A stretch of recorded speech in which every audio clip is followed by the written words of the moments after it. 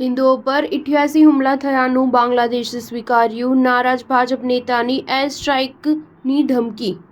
બાંગ્લાદેશમાં શેખ હસીનાની સરકારનો સત્તાપલટો થયા બાદ બાંગ્લાદેશમાં લઘુમતીઓ પર હુમલાની 88 ઘટનાઓ બની છે. તેમાંથી મોટાભાગની ઘટનાઓ હિન્દુ લઘુમતીઓ સાથે સંબંધિત છે. પ્રાપ્ત માહિતી પ્રમાણે વચગાળાની સરકારના ચીફ મુહમ્મદ યુનુસના પ્રેસ સચિવ શફીકુલ આલમે આ જાણકારી આપી છે. આ બાંગ્લાદેશે ખુદ સ્વીકાર્યું છે કે હિન્દુઓ પર હુમલાની 88 ઘટનાઓ બની છે. તેમણે જણાવ્યું કે આ ઘટનાઓના સંબંધમાં 70 લોકોની ધરપકડ કરવામાં આવી છે. આ વચ્ચે ભાજપના નેતા સુવેન્દુ અધિકારીએ બાંગ્લાદેશને લડાકુ વિમાન રાફેલની ધમકી આપી દીધી છે. ભારતના વિદેશ સચિવ વિક્રમ મિસ્ત્રીએ બાંગ્લાદેશના અધિકારીઓ સાથે બેઠક કરી હતી. તેમણે લઘુમતીઓ પર હુમલાની ઘટનાઓ પર ચિંતા વ્યક્ત કરી હતી.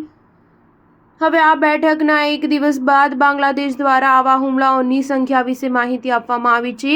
શફીકુલ આલમે જણાવ્યું કે 5 ઓગસ્ટથી 22 ઓક્ટોબરની વચ્ચે લઘુમતીઓ સાથે સંબંધિત 88 કેસ નોંધાયા છે. પૂર્વોત્તર સુનામગંજ, મધ્ય ગાઝીપુર અને અન્ય વિસ્તારોમાં હિંસાના તાજા અહેવાલો સામે આવવાના કારણે ધરપકડની સંખ્યામાં વધારો થવાની આશા છે. આ ઘટનાના કેટલાક પીડિતો પૂર્વ શાસક પક્ષના સભ્યો હોઈ શકે છે. જો કે બાંગ્લાદેશ સરકારે કહ્યું કે કેટલીક ઘટનાઓ છોડીને હિન્દુઓને તેમની આસ્થાના કારણે નિશાન બનાવવામાં નથી આવ્યા. તેમણે કહ્યું કે કેટલાક હુમલાઓ અગાઉની સરકાર સાથે સંકળાયેલા નેતાઓને ટાર્ગેટ કરીને કરવામાં આવ્યા હતા અથવા વ્યક્તિગત કારણોસર કરવામાં આવ્યા હતા. આમ છતાં હિંસા થઈ હોવાથી પોલીસ જરૂરી કાર્યવાહી કરી રહી છે.